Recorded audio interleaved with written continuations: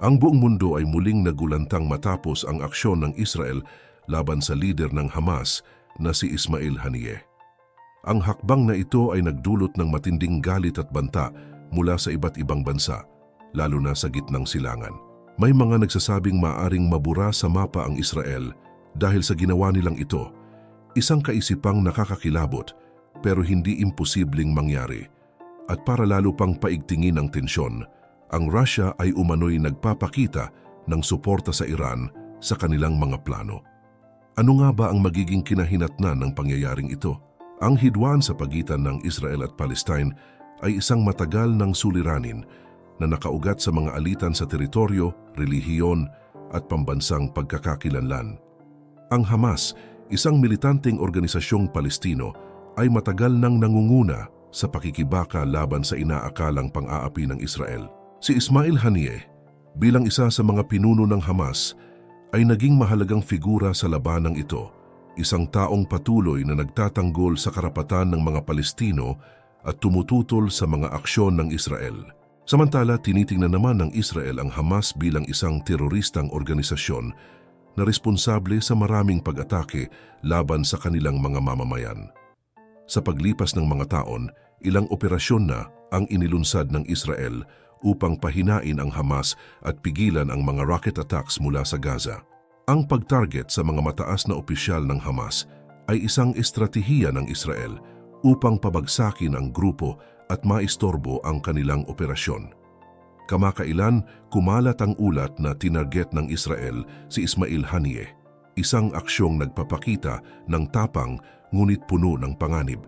Hindi lamang basta leader si Haniyeh, isa siyang simbolo ng paglaban ng mga Palestino at may malawak na impluwensya sa Gaza at sa iba pang bahagi ng rehiyon. Ang ganitong uri ng hakbang ay tinitingnan ng marami bilang isang deklarasyon ng digmaan, hindi lang laban sa Hamas kundi laban sa kabuang kilusan ng mga Palestino. Aindu, agad-agad na sumiklab ang mga protesta sa iba't ibang bahagi ng gitnang silangan na sinundan ng mga panawagan ng paghihiganti laban sa Israel. May mga pahayag na nagsasabing dapat burahin na ang Israel sa mapa bilang tugon sa ginawa nilang pag-target kay Haniyeh. Bagamat hindi bago ang ganitong mga salita, sa konteksto ng alitan ng Israel at Palestine, nagiging mas mapanganib ang ganitong mga pahayag lalo na sa kasalukuyang kalagayang geopolitical. Ang Iran, na matagal nang sumusuporta sa Hamas at sa iba pang anti-Israel na grupo, ay agad na nag-renew ng kanilang mga banta laban sa Israel. Matagal nang ipinahayag ng mga lider ng Iran ang kanilang hangaring tuluyang mawala ang estado ng Israel at ang mga pangyayari kamakailan ay nagbigay sa kanila ng karagdagang dahilan upang itaas ang kanilang retorika. Agad na nagbigay ng pahayag ang militar at politikal na pamunuan ng Iran na nagsasabing magsasagawa sila ng mga hakbang na magpapabagsak sa Israel. Ang sitwasyon ay naging mas delikado pa dahil sa pakikilahok ng Rusya. Ayon sa mga ulat, nag-alok umano ang Rusya na tulungan ang Iran sa kanilang mga plano laban sa Israel. Mahalaga ito dahil sa ilang kadahilanan. Una, nagpapakita ito ng posibleng pagkakaisa ng dalawang makapangyarihang bansa na parehong may layuning labanan ang impluensya ng kanluran sa gitnang silangan. Pangalawa, maaari itong magdulot ng mas malawak na digmaan na sangkot ang maraming bansa, bawat isa ay may kani-kaniyang agenda. Hindi na bago ang pakikialam ng Russia sa mga usaping Middle Eastern. Ang bansa ay naging mahalagang manlalaro sa Syrian Civil War, kung saan sinuportahan nila ang rehimen ni Assad, isang kaalyado rin ng Iran. Ang presensya militar ng Russia sa rehiyon ay tinitingnan ng ilan bilang isang stabilizing force, habang ng iba naman bilang isang sanhi ng pag-aalala.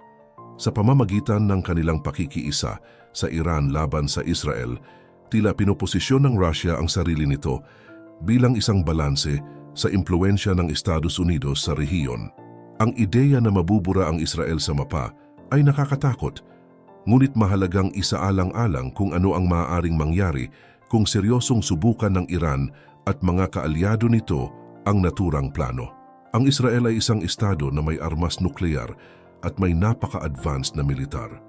Ang anumang tangkang sirain ng Israel ay tiyak na magpapasimula ng isang napakalaking ganting salakay na posibleng kabilangan ng paggamit ng mga armas nuklear.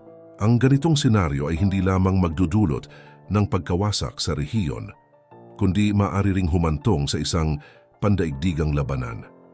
Ang Estados Unidos, na matagal ng kaalyado ng Israel, ay halos tiyak na masasangkot sa pagtatanggol sa bansa, na magdadala sa kanila sa direktang tunggalian laban sa Russia at Iran.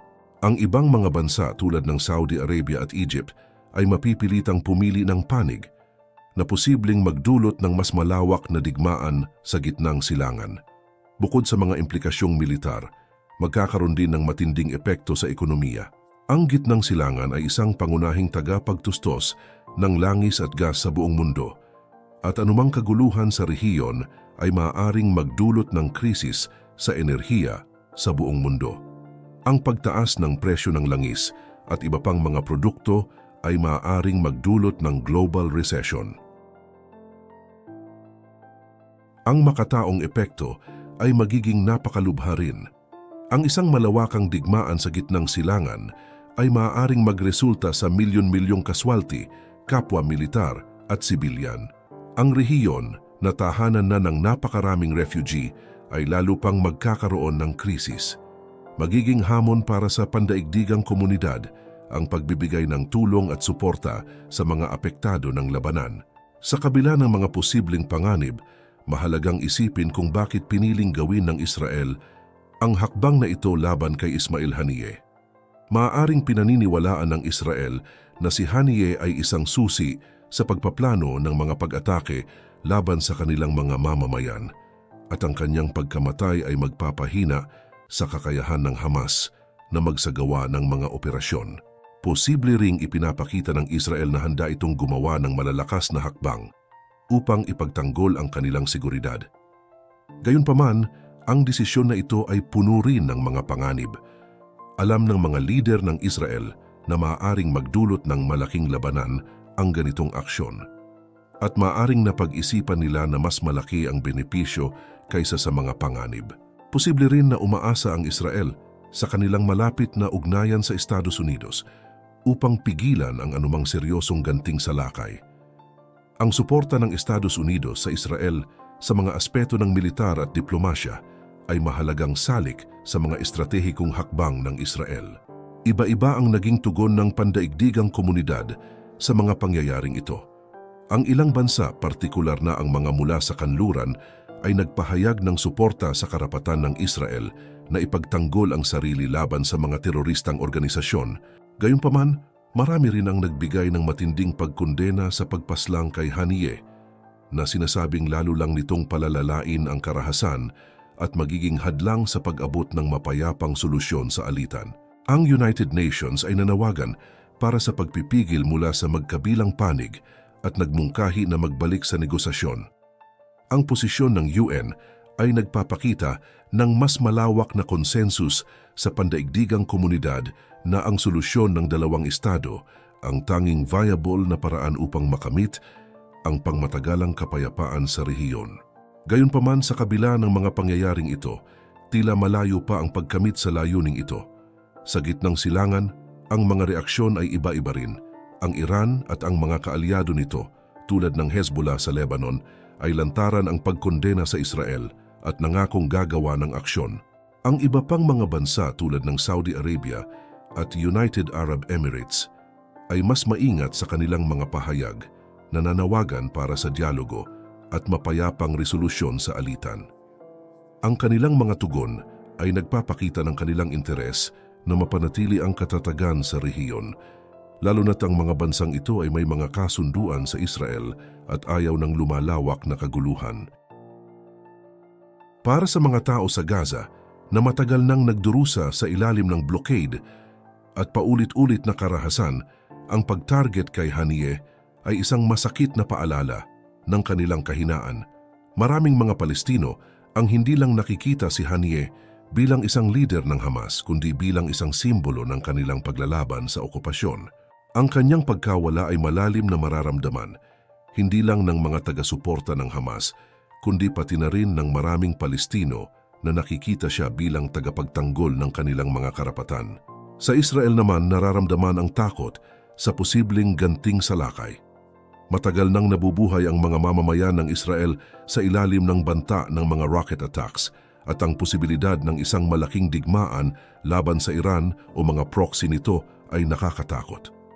Marami sa kanila ang nag-aalala sa pangmatagalang epekto ng ganitong digmaan sa kanilang lipunan at ekonomiya. Sa kasalukuyang kalagayan, may ilang posibleng senaryo kung paano magtatapos ang sitwasyong ito.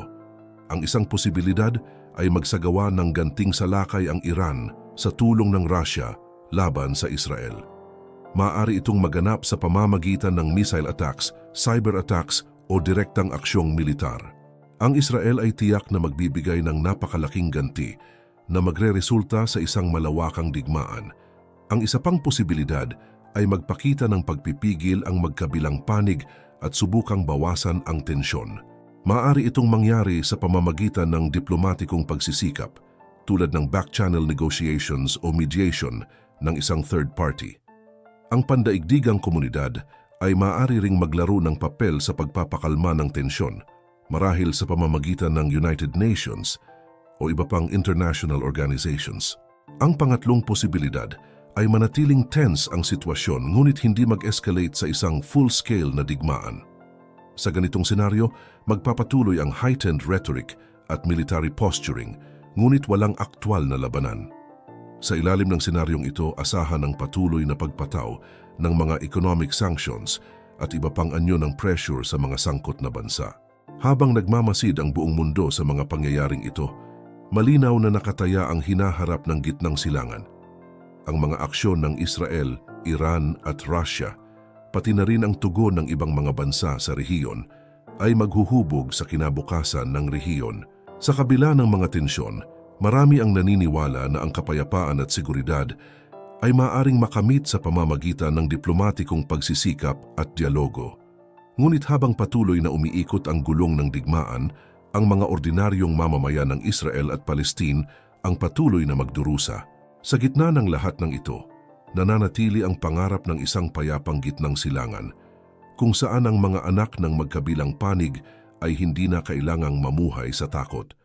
Subalit, sa kasalukuyang sitwasyon, tila malayo pa ang pagkakamit ng pangarap na ito. Ang kasalukuyang alitan sa pagitan ng Israel, Iran at mga kaalyado nito ay isang komplikadong isyu na puno ng mga panganib.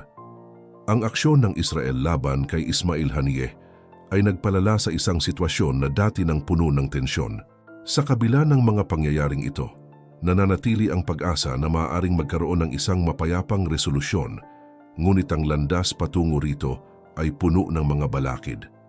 Habang patuloy na umuusad ang mga pangyayari, ang mga lider ng mundo ay may mabigat na responsibilidad na pigilan ang isang malawakang digmaan at maghanap ng paraan upang maibalik ang kapayapaan sa rehiyon. Ang kapalaran ng maraming tao ay nakasalalay sa kanilang mga desisyon at ang hinaharap ng gitnang silangan ay maaaring mabago ng mga aksyon sa mga darating na araw at linggo.